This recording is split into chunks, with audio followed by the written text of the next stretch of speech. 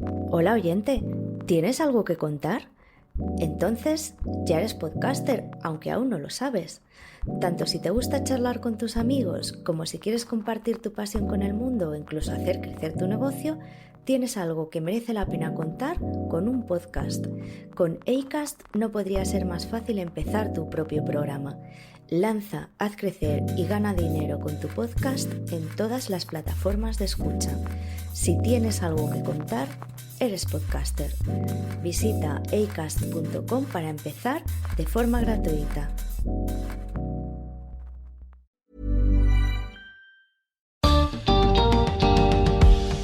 Bienvenidos a un episodio especial del podcast de TED en Español, donde converso con algunos de nuestros oradores. Soy Jerry Garbulski. En este episodio conversamos con Gala Díaz Langú, quien actualmente es directora ejecutiva de CIPEC. Ahí se dedica a diseñar políticas públicas para erradicar la pobreza en Argentina. En esta conversación, Gala nos habla sobre las diferencias entre los que más y los que menos tienen y comparte ideas concretas para cerrar esta brecha. Esta es una versión editada de una conversación más larga que publiqué en mi otro podcast, Aprender de Grandes. Hola, Gala. Hola, Jerry. ¿Cómo estás? Bien. Estoy contento de conversar finalmente, porque hace mucho que queríamos tener o yo por lo menos quería tener esta conversación, así que contento de que finalmente se da, y quiero empezar, como te anticipé, con una pregunta grande. Y la pregunta tiene que ver con la pobreza, a lo que le venís dedicando mucho tiempo y energía, y quiero saber qué aprendiste sobre qué es la pobreza y qué podemos hacer al respecto. ¿Qué aprendiste? Muchísimo. Bueno, primero, gracias por la invitación, un honor para mí realmente estar acá. Y bueno, es una pregunta realmente muy grande. Hace más de 15 años que vengo trabajando estos temas y fue un lindo ejercicio tratar de condensar algunas cosas.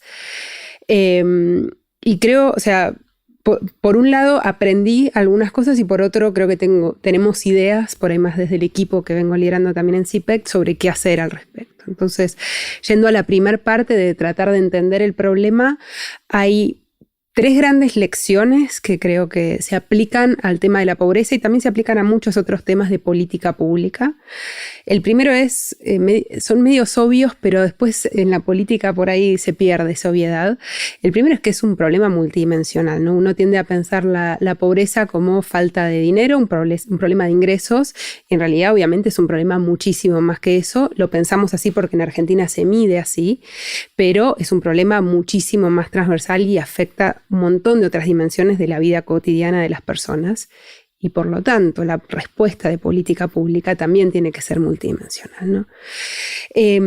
La segunda es que es un problema en el que el accionar del Estado, por supuesto, debería liderar y debería marcar el norte hacia dónde vamos, pero no alcanza muy probablemente con que el Estado solamente haga cosas, sino que hay que involucrar también a otros actores. Hay que involucrar seguro al sector privado, a los sindicatos, a los movimientos sociales, a los medios de comunicación.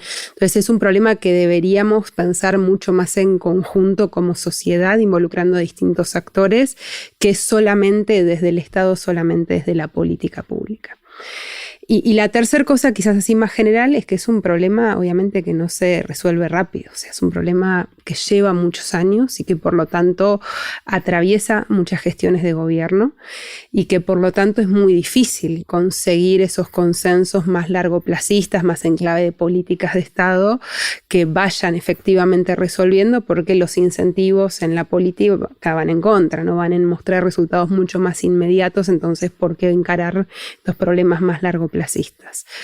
Estas 3 cosas pueden ser muy obvias, pero después cuando vamos a las soluciones concretas o a lo que se ha hecho concretamente, no solo en Argentina, en casi todos los países de la región al menos, después es difícil, ¿no? Como tener estas 3 cosas en concreto en políticas. Pero quiero procesarlas un poquito. La primera entonces es multidimensionalidad, no es solamente un tema económico de ingresos, sino que tiene un montón de factores.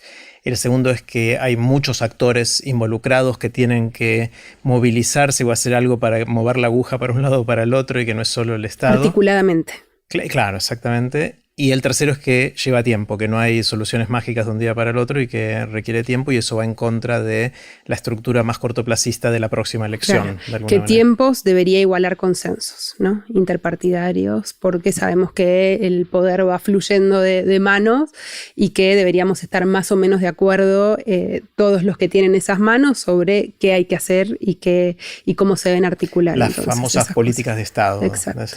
El problema, y te interrumpo porque sé que quería seguir, pero déjame que haga un doble clic acá. El problema es que sobre todo en la pobreza, creo que hay un tema ideológico de derecha y de izquierda, que la forma de abordarlo es distinto, con lo cual es difícil de tener una política de Estado si el poder puede ir de un extremo al otro del espectro político, ¿no? Sí, exactamente.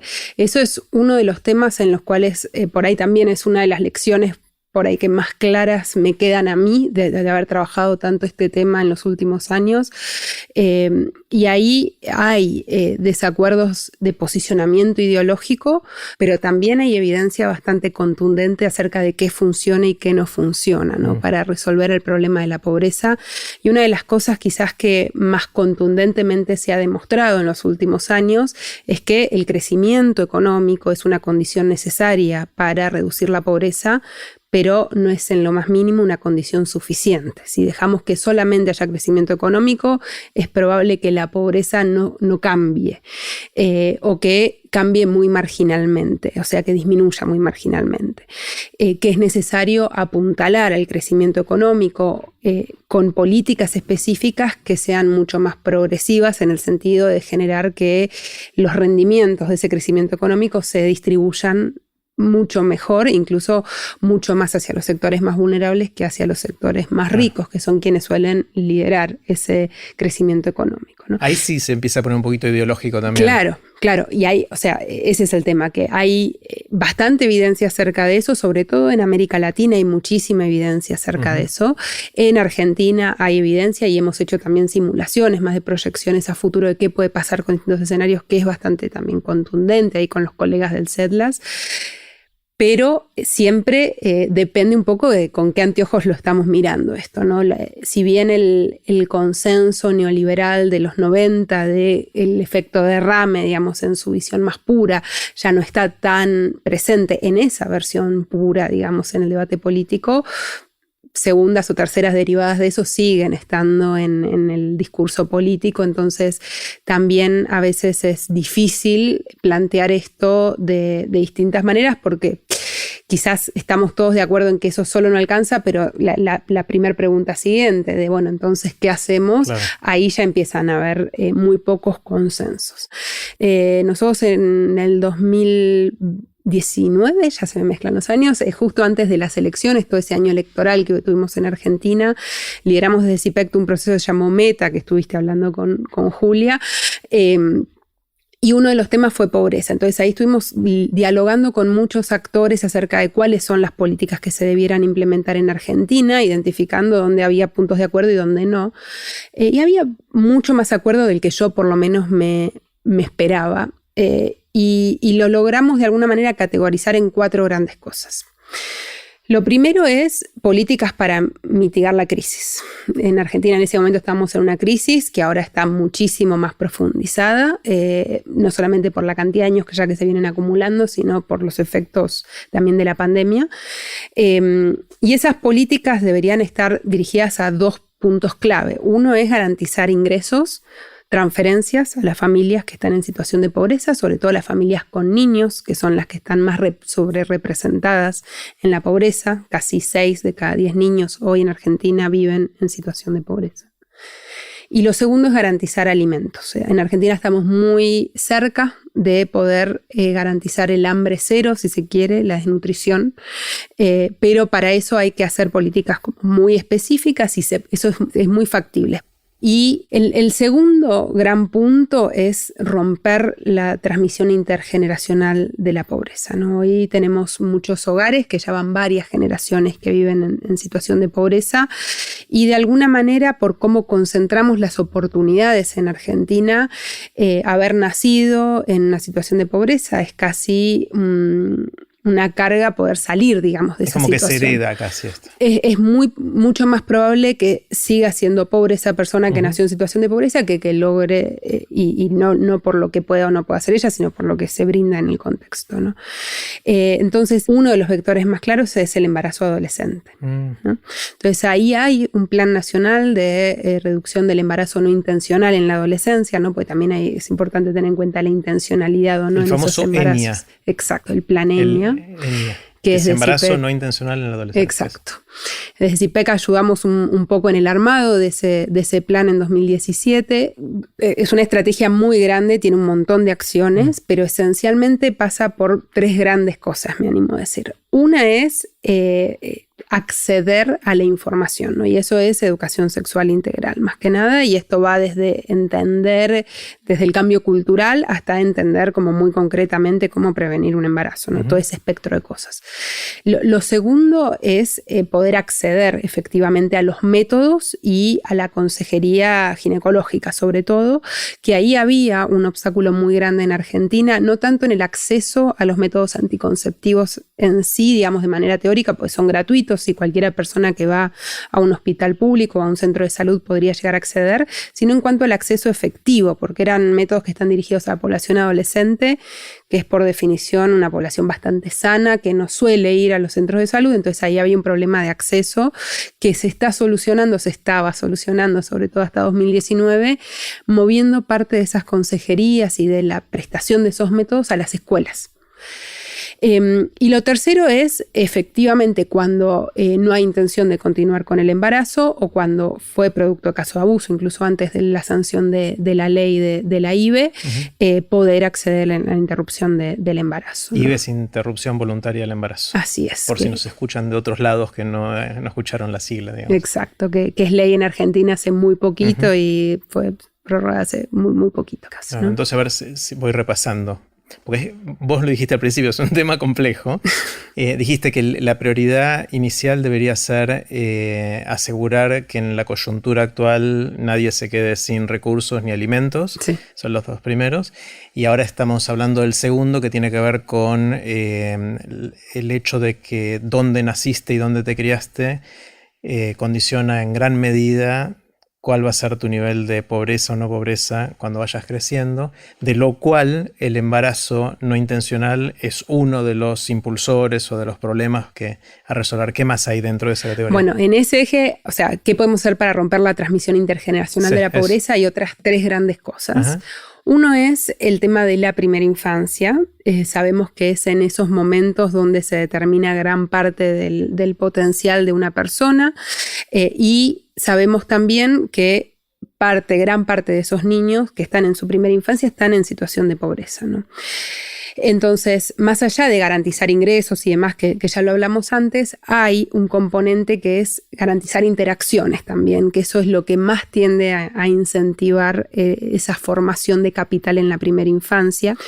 Entonces, se trata esencialmente de garantizar la asistencia a espacios de crianza, enseñanza o cuidado, le llamamos espacios SEC, que son todo tipo de espacios a los cuales puedan ir los chicos menores de 5 años, desde el jardín formal, el jardín de infantes o el jardín maternal para los más chiquititos, hasta los centros de desarrollo infantil, esos espacios que dependen más de desarrollo social, hasta el living de una persona que pueda tener chicos de las vecinas en su cuidado.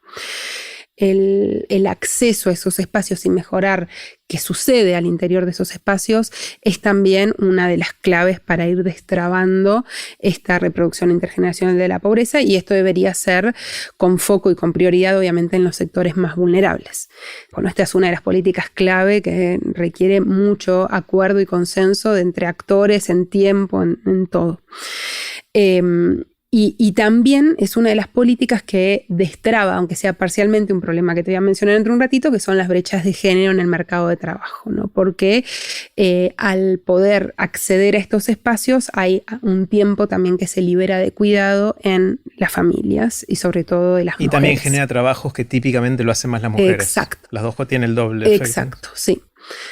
En Argentina hoy solamente la mitad más o menos de los y las jóvenes terminan el secundario, y de aquellos que terminan, más o menos la mitad lo termina con las habilidades básicas determinadas por PISA, ¿no? O sea que solo un cuarto. Claro, solamente 1 de cada 4 chicos que entra termina sabiendo sumar, restar, multiplicar, dividir, escribir y leer. Eso. Wow. Es muy poco. Y eso, de nuevo, es súper regresivo, ¿no? Entonces ahí también hay un punto central que se soluciona brindando incentivos, pero no es solamente las becas o las políticas socioeducativas que siguen existiendo y que por supuesto son muy necesarias, sino entender también mejor los determinantes que hay detrás de eso. Y eso es bastante sexista, digamos, en términos de, son distintas las razones por las cuales una chica deja el colegio que un varón.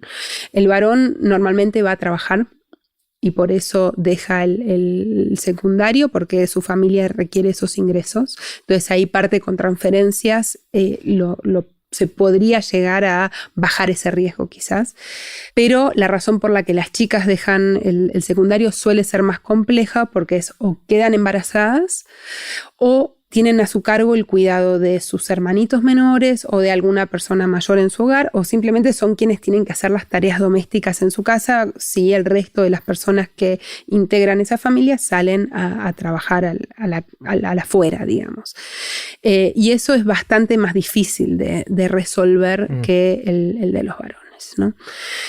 Hay muchas experiencias interesantes que sí lo hicieron. No es algo que es imposible, que puede parecer imposible. En Santa Fe una experiencia maravillosa que se llama el Plan Abre, que fue un programa que se implementaron en los últimos 12 años hasta la gestión anterior, y logró cambiar la realidad de muchísimos barrios de la provincia de Buenos Aires, no solamente con la parte urbana de Santa Fe, perdón. Uh-huh. No solamente abriendo las calles, digamos, que eso por ahí es lo más fácil dentro de todo, sino buscando una integración también más social y hasta cultural de esos barrios a las ciudades en las cuales están, ¿no? Y que eso también es parte de lo más difícil, pero esa experiencia muestra que es difícil, claramente, porque fue muy difícil, pero que es posible, ¿no? Entonces también deja hoy un velo de esperanza. Todo esto es para tratar de desactivar este mecanismo perverso de perpetuar a la siguiente generación el nivel de pobreza, ¿no? Sí. Empezamos entonces con el tema más de coyuntura, de asegurar ingresos y alimentación, y esto otro es de tratar de desactivar este mecanismo perverso. Exacto. O estos 4 mecanismos perversos de reproducción. ¿Cómo sigue la historia? Bueno, hay uno más de contenido y uno por ahí más de condiciones de factibilidad. Y que es el último de contenidos, que es la vinculación o la articulación con el mercado de trabajo, ¿no? Garantizar realmente que hayan puestos de empleo que puedan después brindar una solución más sostenible, que estamos todos de acuerdo, ¿no? Que la mejor política social es el trabajo. Creo que eso no hay mucho disenso. El tema es qué haces en el mientras tanto, ¿no? Lo primero es el tema de la regulación del mercado de trabajo, ¿no? ¿Qué tanto garantizás derechos de los trabajadores versus qué tanto garantizás mejores condiciones para la creación de empleo? La evidencia en América Latina muestra que las regulaciones que fueron más a favor de los derechos de los trabajadores tienen mejor impacto en reducir la pobreza que la generación de empleo o propiciar una mejor generación de empleo, si se quiere. Y esto es esencialmente porque cuando se genera empleo con una baja regulación, en su mayoría tienden a ser empleos de mayor calificación, lo cual está buenísimo y es lo que deberíamos tratar de tener también en el país, pero hoy la fuerza de trabajo que tenemos en Argentina no tiene alta calificación, lo hablamos hace un rato, solamente 1 de cada 4 chicos termina secundario. Entonces hay una brecha ahí muy grande entre las personas que necesitan trabajar y los puestos de trabajo que se ofrecen también, ¿no? Entonces ahí hay un desafío enorme. Y lo segundo es el tema de la economía social y popular, de cómo integrar a estos movimientos sociales y a estas organizaciones, estas cooperativas, en estas cadenas de producción de más alto valor. Y creemos que esa también puede ser una de las claves, ¿no? Porque al integrar a estos movimientos sociales en estas cadenas de más alto valor, también puedes garantizar no solo mayores ingresos, sino también mejores condiciones laborales, ¿no? Eventualmente que salgan de la informalidad, que se garantice el acceso a la protección social y que puedan también tener ingresos suficientes para que salgan de la pobreza. Hay un asterisco que a veces me olvido de mencionarlo y después genera muchos problemas, pero me parece, porque me parece obvio a mí, pero no lo es que la mayoría de las personas en situación de pobreza trabaja. No es que no trabaja, el tema es que trabaja por ingresos que obviamente no le garantizan la salida a la pobreza, ¿no? Entonces, ahí hay un problema muy grande que uno tendemos a pensar, y siempre en Argentina, y me imagino que en otros países de la región también pasan estas notas en los medios de cómo planteamos de la mitad de los argentinos recibe un plan social, como si eso implicara no trabajar, y que en realidad no, son personas que están trabajando, el tema es que están trabajando en trabajos tan malos y de tan poca remuneración y tan baja calidad que no pueden ni siquiera salir de la pobreza aun cuando trabajan, y los datos muestran que trabajan incluso más que las personas de más altos ingresos en términos de tiempo, ¿no? Uh-huh. Y ahí ni siquiera estamos contando el transporte, todo lo demás que sabemos ya, también que lleva más tiempo para una persona que vive en condiciones de mayor vulnerabilidad. Claro. Es un problema hiper complejo, donde uno puede imaginarse este árbol de 3 o 4 cosas con sus posibles focos o iniciativas en cada uno, pero están todas correlacionadas entre sí. Por ejemplo, mencionaste esto de que hay evidencia de que proteger los derechos de los trabajadores ayuda más que flexibilizar desde el punto de vista de la generación de empleo. Yo sospecho que alguien de ideología más de derecha te lo va a desafiar, pero no importa. Pero por otro lado dijiste que obviamente una de las cosas para sacar de la pobreza a mucha gente en un país es que el país crezca. Y para que crezca hace falta incentivos de inversión y de crecimiento que, comparado con un país donde no hay tanta protección de los derechos laborales y se fomenta más la flexibilización laboral, pero quizás sea un destino más interesante. Entonces hay tensiones entre todas estas cosas, ¿no? Hay muchísimos trade-offs y hay también cuestiones que son decisiones forzosamente políticas, o sea, no son cuestiones para las cuales podemos brindar evidencia y la mitad de la biblioteca va a decir una cosa y la mitad de la biblioteca va a decir otra cosa, y hay evidencia para lo que quieras, claro. Y va a ser una decisión política y esas decisiones políticas, lo que tiene un país como Argentina es que tienden a ser poco discutidas en el espectro político incluso, o sea, siempre va a depender un poco de cuál es el objetivo, ¿no? Porque un poco va a terminar dependiendo de si tomás una decisión porque querés reducir la pobreza o tomás una decisión porque querés incentivar inversiones. Entonces ahí hay un orden de prioridades que forzosamente es político, ¿no? Claro. Claro. Toda esta argumentación que hiciste es lo que tendríamos que tener en cuenta si quisiéramos cambiar el problema de la pobreza. Y tenemos todos los desafíos de ponernos de acuerdo, la temporalidad, los actores, etc. ¿Quieren o no quieren? O sea, vos que estás más cerca de algunos políticos y que por ahí los ves en carne y hueso y con los micrófonos apagados y todo eso, ¿es algo que realmente les preocupa y querrían cambiar y quieran que sea parte de su legado? ¿O dicen mejor me enfoco en otra cosa? Creo que la mayoría de la gente que llega a la política llega genuinamente con una vocación de servicio, queriendo cambiar las cosas, queriendo mejorar el país, cómo vive la gente, todo. Después hay cuestiones estructurales de cómo es el funcionamiento de la política y de las políticas en Argentina que cambian un poco esos incentivos o por lo menos los matizan, pero creo que el puntapié inicial de por qué te metiste en política en Argentina, la gran mayoría de las personas lo hacen por vocación de servicio. Pues tenés un grupo que lo hace más por vocación de poder, pero creo que la vocación de servicio es un componente muy importante, por lo menos de la gran mayoría de las personas con las que a mí me tocó trabajar y que estaban más del otro lado del mostrador. Uh-huh, claro. Hay mucha discusión, sobre todo la gente como yo que no sabe de estos temas, o sea, no la gente más experta como es tu caso y tus equipos y la gente que se dedica a eso, que decimos, tenemos suficientes recursos para que no haya pobreza, para que la gente no tenga hambre. ¿Por qué no nos dejamos de joder y resolvemos este problema de una vez por todas, ¿no? Entonces, esa es como parte de la cultura popular sobre estos temas, de sobremesa después de un asado, ¿no? A mí me entraba la otra duda de si realmente los que tienen el poder de decisión tienen las ganas, de verdad, y vos me estás diciendo que la mayoría sí lo tienen. Eso es una señal de optimismo que me das. Pero la otra me abruma la cantidad de cosas que tienen que suceder para que esto cambie, ¿no? Me abruma y me da impaciencia justamente porque demora tanto tiempo. Sí, sí. El hecho de que haya buenas intenciones en quienes toman la función pública no me parece suficiente para decir que quienes tienen el poder coinciden en que esto es una prioridad. Y ahí sí creo que los incentivos, sobre todo que tienen esos tipos de actores, no están alineados con la resolución de estos problemas todavía. Pero eso los grandes líderes no se dan cuenta de que si no resolvemos esto, tampoco ellos tienen futuro, porque se les acaba el mercado, se les acaba sus clientes, se les acaban los consumidores, dependiendo de qué estemos hablando. Tiene patas cortas esa mirada, ¿no?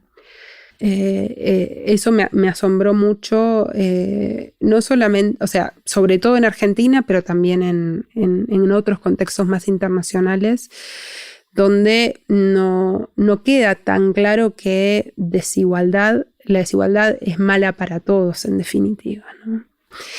Hay excepciones igual, claramente hay algunos actores que están empezando a caminar en esa dirección, como, no sé, están las empresas B, hay un montón de líderes que están entendiendo que es necesario hacer estos cambios. Se ve muchísimo, por ejemplo, con el tema género, de entender que garantizar mejores oportunidades para las mujeres, o sea, garantizar iguales oportunidades para todas las personas, en realidad, independientemente de su género, es redituable incluso para las empresas.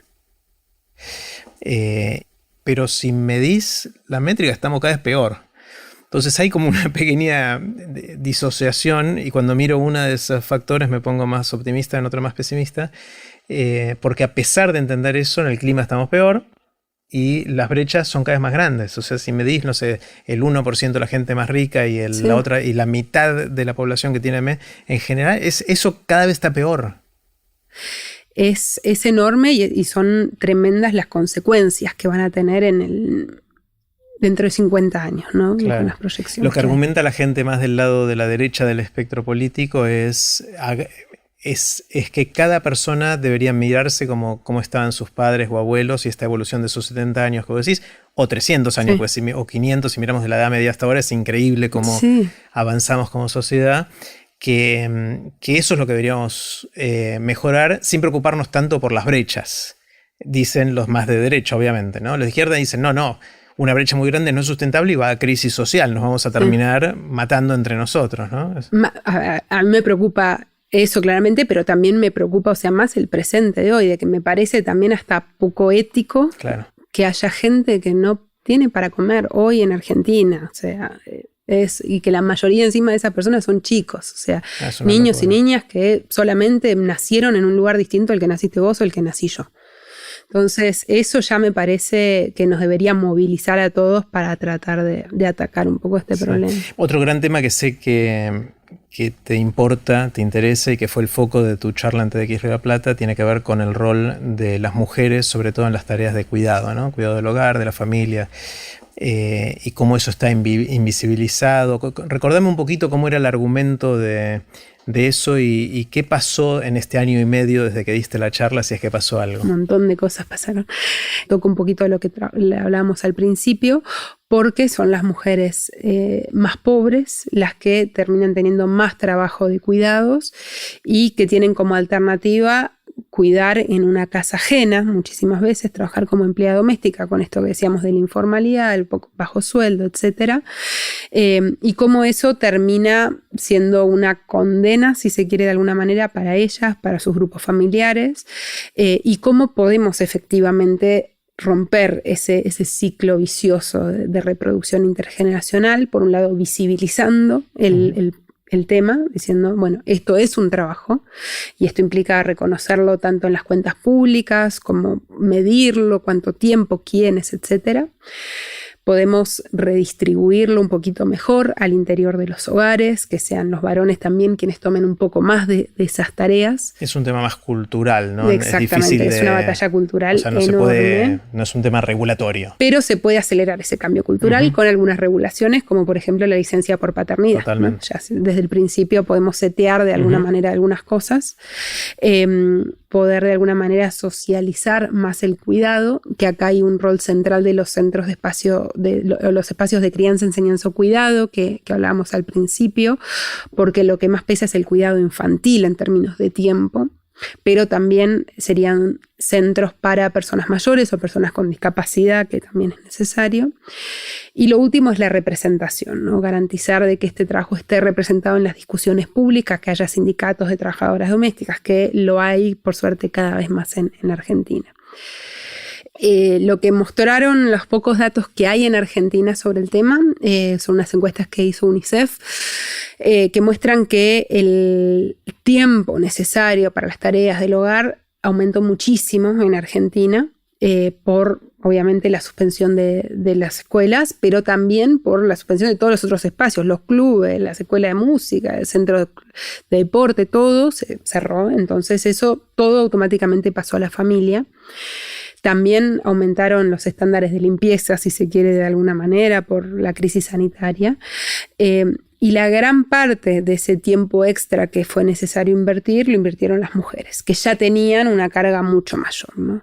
La única tarea que tomaron mayoritariamente los varones fue ir a hacer las compras, que era la única tarea que casualmente permitía salir del hogar, ¿no? Al principio, en la parte más estricta del aislamiento. Y esta caracterización, que ya sé que es genérica y debe haber un montón de excepciones, ¿depende del nivel adquisitivo de la clase social o se da en todos los...?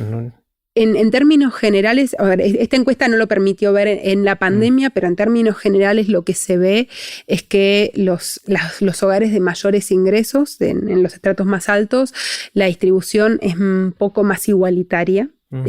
Porque las mujeres en esos estratos tienden a ser profesionales también. Claro. Entonces tienden a tener también trabajos afuera del hogar, más allá del trabajo que hacen adentro del hogar. Entonces son más pares de alguna manera con sus maridos. No siempre hablando de hogares nucleares que son minoritarios en Argentina, eso también lo sabemos, pero ese tipo de hogares, justamente esa conformación de hogar, predomina en los estratos más altos y también predominan ahí los hogares nucleares, los hogares monopersonales, unipersonales, que ahí no tenés mucha opción. Entonces, no te queda otra. Sí, no te queda otra. Sí. En cambio, en las familias de menores ingresos, lo que más tenés son familias ensambladas y hogares monoparentales. Entonces, ahí también tenés una carga mucho mayor porque el 91% de esos hogares monoparentales son monomarentales en realidad, son liderados por mujeres.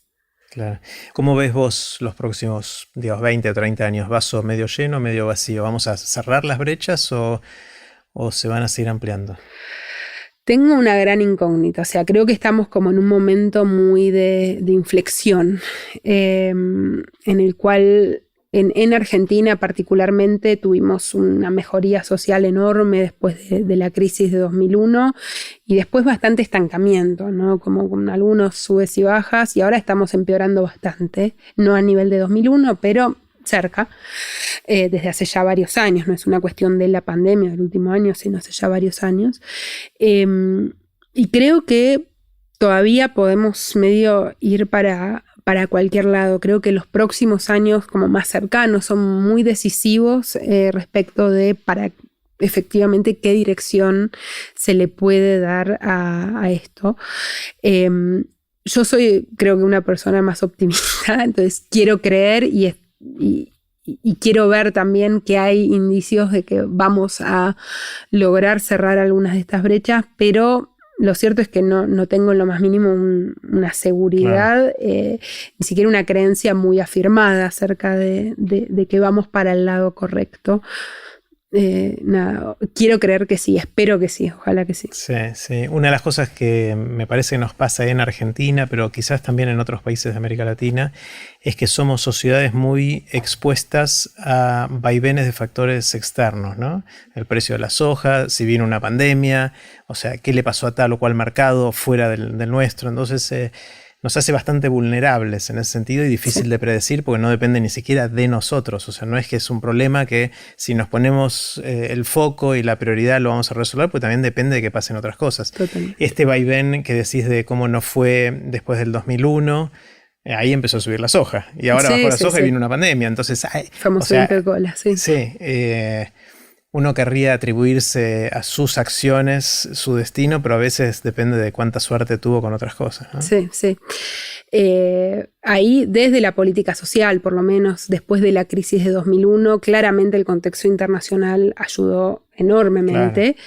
Pero fue apuntalado, ¿no? Fue apuntalado con algunas políticas y eso permitió que se distribuyan mejor las ganancias de ese crecimiento, que de otra forma no se podría haber dado y en otros países no se dio. Entonces, es una combinación de, obviamente, el contexto habilitante, pero o sea, no es suficiente eso. Claro. ¿A quiénes admiramos? En términos de reducción de la pobreza, casi todos los países de América Latina en los últimos 15 años redujeron más la pobreza que Argentina. Argentina hoy es el tercero, dependiendo un poco cómo se mida la pobreza siempre, pero más o menos el tercero de la región en términos de incidencia de la pobreza. O sea, estamos el tercero mejor, digamos, de menor pobreza en la región. Bien. No, bien entonces. Sí, estamos bien. A pesar de que 6 de cada 10... Pero podríamos estar mucho mejor. En Argentina tenemos por ahí casi todos los elementos que deberían integrar esa estrategia integral de reducción de la pobreza, pero esas discusiones en Argentina están sumamente atrasadas. En Argentina hoy ni siquiera tenemos integrado un sistema de información social, o sea, cada ANSES tiene uno, el desarrollo social tiene otro, las provincias ni hablar, entonces es muy difícil también operar con información segmentada si queremos tener una mirada integral del tema y garantizar que haya un impacto más o menos eficiente, si se quiere, de esas políticas. Y es impresionante lo que esas estrategias realmente pueden lograr, ¿no? Más allá del marketing político y todo lo que hay en torno a eso. ¿Por dónde empezarías? Sé que es sistémico, sé que es difícil, que no hay una sola solución, pero si pudieras organizar, supongamos que viene un nuevo presidente, ¿no? Y te dice, Gala, esta es mi prioridad número 1. ¿Qué hago? Primero, sentar a todos los del Estado en la misma mesa y decir, vamos a integrar todas estas cositas que están acá sueltas. Eso requiere trabajar primero, compartamos información, que ahí hay de nuevo un montón de intereses políticos para que cada uno tenga su kiosquito en términos de información y no compartir. Información es un recurso. Y compartamos recursos presupuestarios, ¿no? Que si el presidente o la presidenta que me manda a hacer eso tiene realmente la vocación política, debería poder bajar esa línea, que es muy difícil, pero supongamos que sí. Y con eso ya se destraban muchas cosas, ¿no? Eso no te alcanza, pues necesitas articular con los gobiernos provinciales, con los gobiernos locales, necesitas articular también con los actores no estatales, con el sector privado, con sindicatos y todo. Pero creo que es la mejor forma de empezar.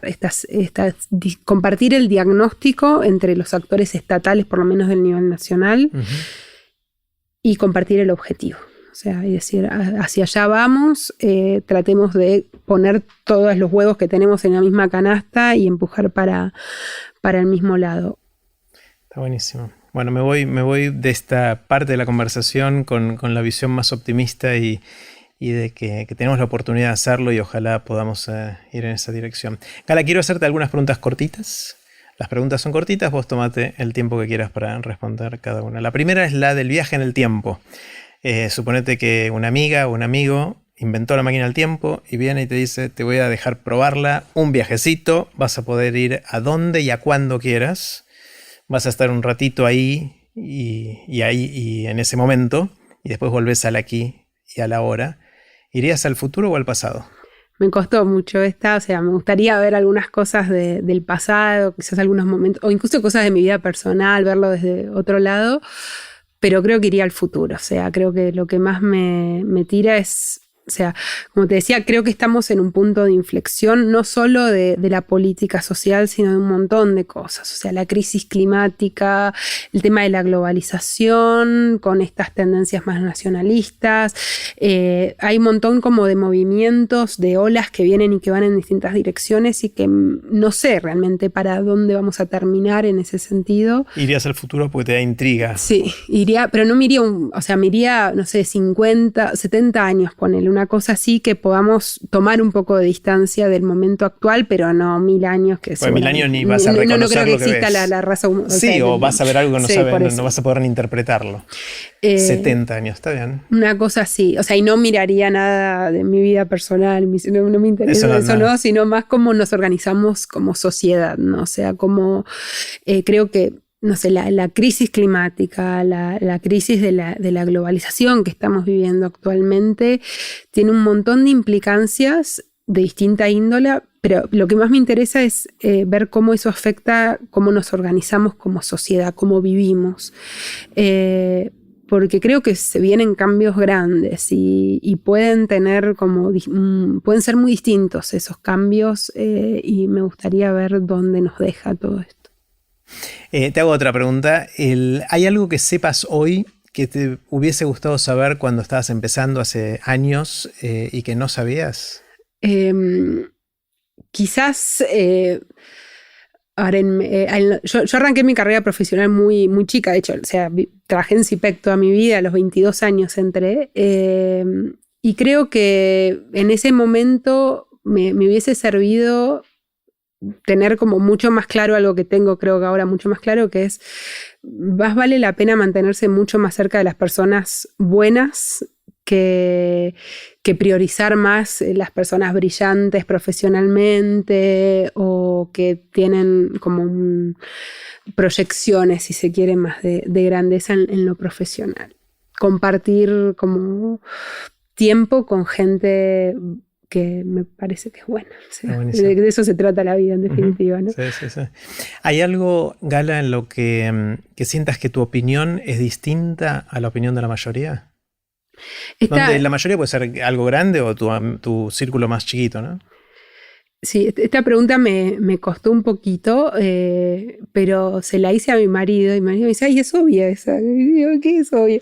Y dice, no, lo de los países, eso que vos creés que los países no existen.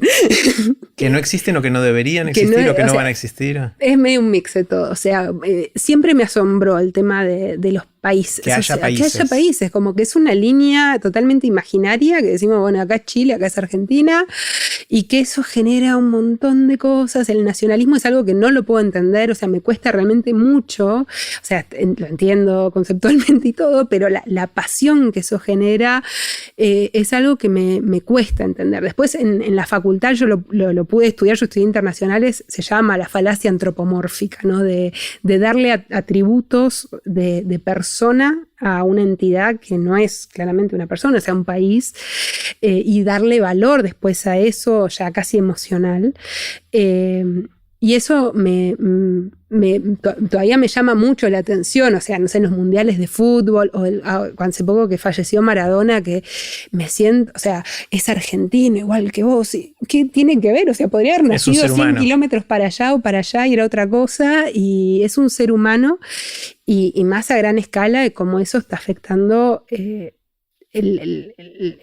cómo nos organizamos a nivel global con toda la crisis de la migración, ¿no? De cómo hay gente que por nacer en determinados lugares, en determinados momentos, tiene una condena casi vital, en muchos casos es vital, y cómo otras personas tuvimos la suerte de nacer en otros contextos y que eso implicó que tengamos un montón de oportunidades en nuestras vidas, y los movimientos masivos que eso implica hoy en el mundo, y las implicancias que tienen esos movimientos, como me parece una cosa, me cuesta mucho entender eso, o sea, como que me tengo que recordar yo constantemente de la noción de país, la noción de Estado, y o sea, lo estudié, lo entiendo todo, pero el valor que le damos a eso siempre me sorprende. Claro.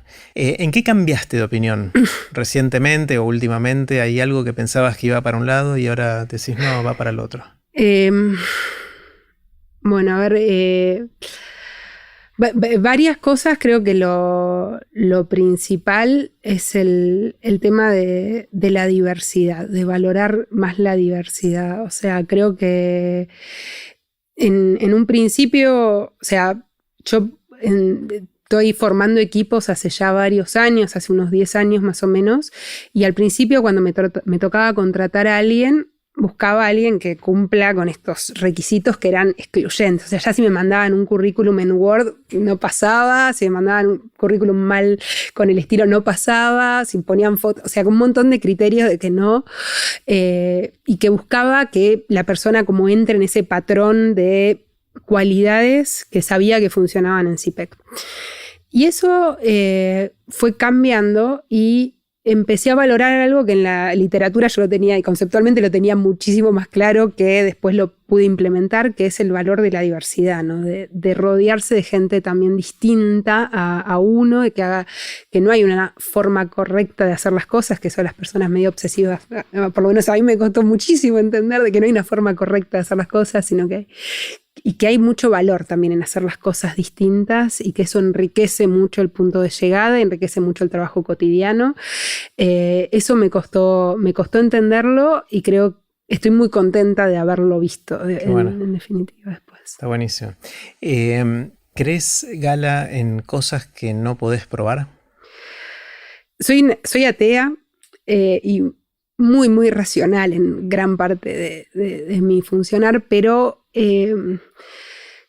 creo, y por ahí es algo también que está súper estudiado, pero yo no lo sé ni lo puedo probar, que es el valor que tiene el arte, ¿no? En el bienestar, en hacernos sentir bien, en tratar de entender un poco no sé, desde el impacto que puede llegar a tener la música en el tiempo que estamos escuchando música y cómo eso, no sé, a mí me hace sentirme mejor y de alguna manera quizás con eso suplo cosas que quizás otras personas obtienen de la religión, me puedo imaginar, o sea, de este juego medio con la mortalidad o la inmortalidad y no solo con la música, ¿no? Con la literatura, con la pintura, sobre todo. Esas tres grandes cosas son las que más me apasionan y que más y admiro a la gente que lo puede crear muchísimo. O sea, a mí no me sale. Mi hermana ella es cantante, tiene una banda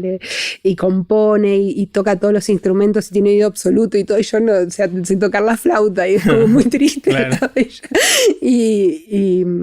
Y poder realmente apreciar eso y lo que te hace sentir en el cuerpo me parece maravilloso y es algo que de alguna manera aproximo a lo que me imagino que la gente debe sentir con la espiritualidad, ¿no? Está genial. ¿Tenés habilidades inútiles? Soy muy rápida con los números y eso es bastante útil para muchas cosas, pero algo que lo aplico muy inútilmente es el sudoku. ¿Sos buena en el sudoku? Soy muy buena, sí, muy rápido. Me encanta hacerlos rápido y los hago bien. Es genial. ¿Cómo haces cuando tenés que aprender algo nuevo? Suponete que te enfrentás a un nuevo desafío o en tu trabajo necesitas meterte en un tema nuevo, por la razón que fuera, y tenés todo el mundo para... ¿Cómo lo abordás? ¿Por dónde empezás? Es difícil y lo que trato de hacer es tratar de entender, digamos, cuáles son las principales escuelas, aunque sea, cuáles son las grandes tendencias que han trabajado, han pensado sobre este tema y qué cosa cambia qué cosa, dónde se puede tocar algo para generar algo. Y eso me pasó bastante el año pasado con el tema del aislamiento en dos grandes cuestiones. Uno fue la maternidad, porque madre primeriza, o sea, tuve que aprender un montón de cosas. Y lo otro es con la cocina, que a mí me encanta cocinar, pero nunca había tenido tanto tiempo para cocinar como el año pasado. O sea, yo viajaba un montón, no estaba nunca en casa. Y de golpe como que fue, y poder probar y experimentar y hacer platos nuevos y nos volvimos recontra gourmet, creo que como muchas personas, pero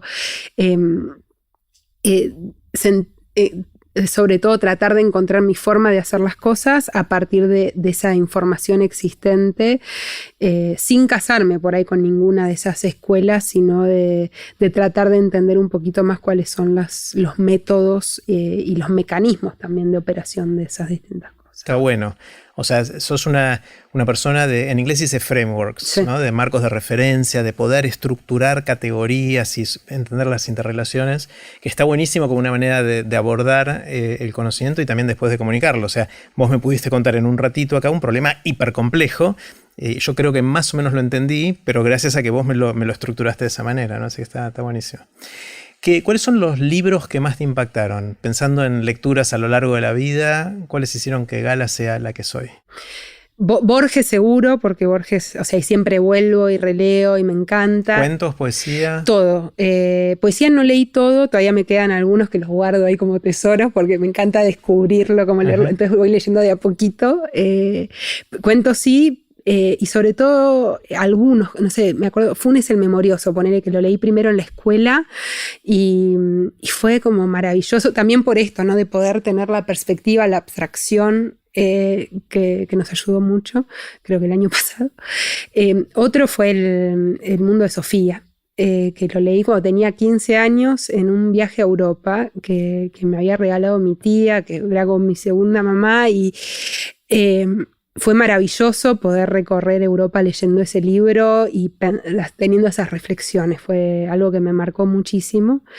Pero creo que el que más me marcó es uno que leí bastante más recientemente, lo leí hace como 10 años, que es uno de Julian Barnes, que se llama Nothing to be Frightened of, nada de qué temerle, que es un libro súper sarcástico, es cortito, pero es realmente a mí me apasionó, que es también una persona, un ateo, tratando de entender a la muerte, ¿no?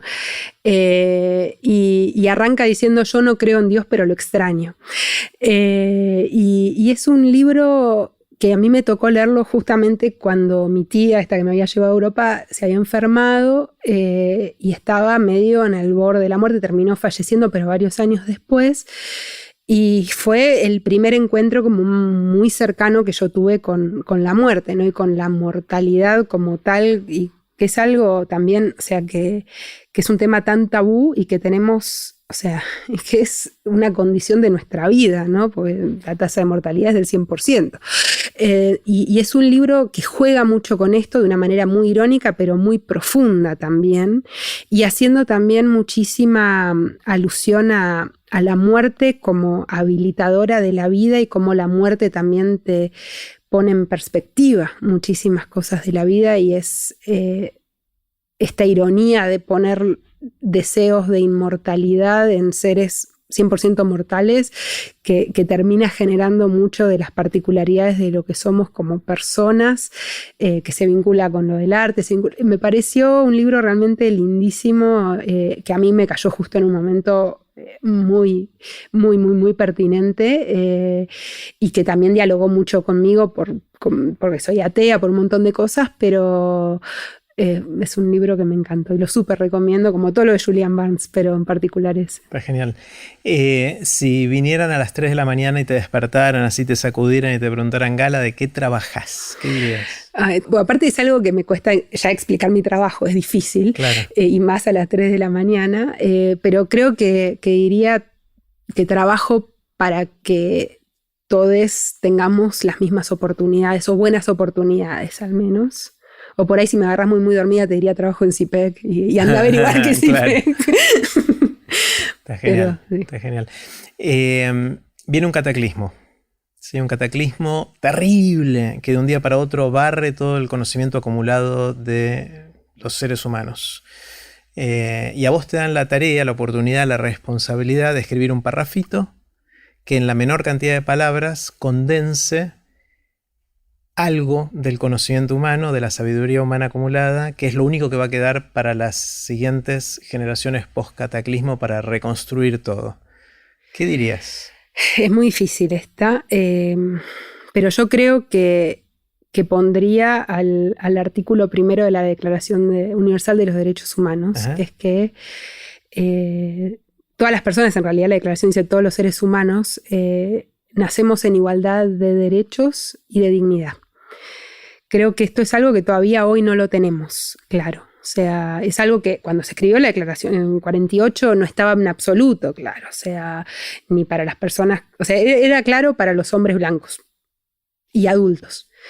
Después y de ciertos países. Y de ciertos países. Después se fue ampliando a otras etnias, se fue ampliando a las mujeres, se amplió muy recientemente a los niños, niñas y adolescentes.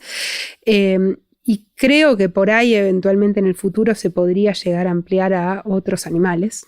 Que eso me parece también que es una tendencia interesante a entender, de que somos en definitiva un animal más en un planeta en que vivimos con muchos otros animales y que hay que ver qué pasa con eso. Pero creo que es algo que nos costó muchísimas guerras, muchísima muerte, muchísimas vidas en general, vidas malas, entender que somos personas y somos todos iguales y todas iguales y en lo que nos merecemos de esta vida, y que estamos recién empezando, creo que, a plantearnos la discusión respecto de si por ahí los otros animales también no merecerían una discusión parecida. Está genial. ¿Cuál es tu anécdota? Esa anécdota que repetís en situaciones sociales y te gusta contar. Esta me costó mucho y también la consulté y me dijeron, bueno, algo de los viajes, porque siempre contás muchas cosas de los viajes y hay varias como que voy repitiendo de los viajes, pero creo que la que más repito es una que me pasó entrando a Jordania. Me tocó viajar mucho por trabajo y entro a Jordania, estaba esperando mi valija, re dormida, viaje larguísimo, todo, y viene un tipo en una camisa de cuadros, así, nada que ver, y me dice, dame tu pasaporte. Y le digo, no, ¿cómo te voy a dar mi pasaporte? Bueno, me dejan ahí parada en la mitad del aeropuerto con mi valija al costadito del coso de seguridad. Media hora vienen y me dicen, por acá, por favor, y me llevan a un cuartito con mi valija, todo. Y hay dos tipos que hablaban en árabe. Yo no hablo árabe. Entonces viene un tercero, que era como el traductor, que hablaba un inglés muy, muy malo, y me empieza a traducir. Me dice, bueno, necesitamos saber para qué venís. Bueno, vengo a esta conferencia organizada por el gobierno, o sea, como que tenía mis papeles, tenía la visa, tenía todo bien. Me dicen, no, bueno, necesitamos ver los contenidos de tu valija. Bueno, le abro mi valija, sacan todo, pero absolutamente todo, me vacían las botellas de shampoo, abren el cierre de abajo de la valija, los plastiquitos de abajo de la valija los rompen, o sea, todo, o sea, todos los contenidos de mi valija desparramados en ese cuarto, y se van. Al rato viene uno, me dice, bueno, viene con el intérprete, y le digo, che, ¿qué pasa? O sea, ya había perdido el taxi que me iba a buscar, todo. Me dice, no, necesitamos que te quedes, él te va a hacer, te va a vigilar acá en este cuarto, te va a hacer compañía. O sea, ni agua, ni nada, no me habían dado nada. Ya habían pasado como 2 horas desde que me detuvieron. Y el tipo en el medio tocan, viste, la mosca, la mezquita, el coso de rezo. El tipo se pone a rezar ahí, saca la alfombrita, yo no entendía nada. Pasaron 2 horas más, yo con el señor ahí encerrada, yo ya lloraba, no sabía qué más hacer, le digo, por favor, necesito irme, necesito hablar con alguien, o sea, no me habían sacado el celular, todo, y al rato viene el intérprete con un señor que yo no había visto antes, diciendo, bueno, señorita Díaz Langú, le pedimos disculpas, hubo una confusión, la vamos a llevar en el patrullero de la policía al hotel, bueno. Yo no entendía nada. Bueno, al día siguiente voy a la conferencia, hablo con la gente del gobierno y dicen, no, escuchá, me pasó esto, no sé qué onda. Y hablo también con gente de Cancillería, bueno, más allá de avisar a todo el mundo que estaba bien y demás. Resulta que la semana anterior había habido 2 argentinas que habían entrado a Jordania con droga. Y pensaron que yo era como de la misma organización, porque eran chicas jóvenes, y que me detuvieron pensando que yo traía droga, pero fueron 5 horas en total que me la pasé encerrada ahí de una manera horrible y que de alguna manera me llevó a entender de una manera súper superficial lo que mucha gente pasa constantemente, ¿no? De que te tilden como algo y que entres en los casilleros equivocados, digamos, por eso, que nada, para mí, o sea, no terminó pasando nada, la pasé mal un rato y nada más, pero hay gente que la pasa mal toda una vida, ¿no? Sí, muchos, sí. Incluso en contexto de migración. Qué locura, sí. Qué locura. ¿Cómo hacemos para ayudar a otros que encuentren lo que encontraste vos, por ejemplo? Yo creo que la clave está en la primera infancia, o sea, y esto es algo que por ahí desde lo profesional, lo académico lo tenía muy claro. Yo trabajé muchísimo el tema de la primera infancia y ahora lo estoy viendo tan en carne propia que es obvio, o sea, con mi hija, o sea, como la curiosidad es algo tan innato y que es algo que se puede realmente cultivar si solamente le das la oportunidad, ¿no? de escuchar a los chicos, de decirles, de sentarse y no tratar de enseñarles algo, sino realmente tratar de escucharlos a ellos, al revés. O sea, de ver para dónde va la mano. Creo que me parece que dar ese lugar ya es habilitar un montón de cosas que van a llevar a descubrir pasiones, me parece.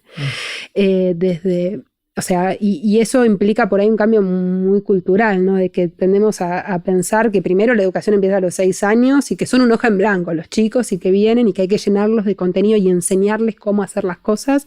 Me parece que es totalmente errado eso, de que es muy al revés, de que es habilitar para que esos aprendizajes puedan ocurrir, porque ya viene muchísimo en nuestro, código biológico, ya creo, y que lo estamos culturalmente bloqueando de alguna manera. Y ahí me parece que poder habilitar que existan mejores condiciones para la primera infancia, poniendo un foco muy fuerte en lo que son los espacios de crianza, enseñanza o cuidado, es central, digamos, porque pueden pasar cosas muy distintas al interior de cada familia y eso obviamente está perfecto, pero creo que como sociedad deberíamos tener el imperativo de garantizar de que hayan estos espacios más sociales y entender realmente que es una de las tareas por ahí más importantes que tenemos como sociedad, de garantizar que esas condiciones existan para que todos los chicos, todas las chicas desde sus primeros años de vida puedan tener esas oportunidades, de ser escuchados, de poder tener esos espacios más lúdicos también para poder ir desarrollando la curiosidad y eventualmente descubrir las pasiones. Está genial. Gala, me encantó conversar, aprendí un montón de cosas, me voy con una sensación, por un lado abrumado por la dificultad del problema, pero por otro lado agradecido de poder entenderlo y de poder ver el vaso medio lleno respecto a que podemos hacer un montón de cosas.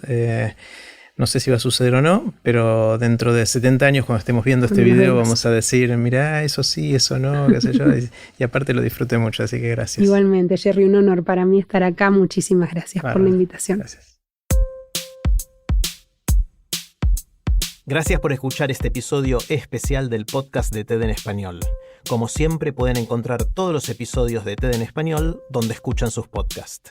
Soy Jerry Garbulski y los espero en el próximo episodio.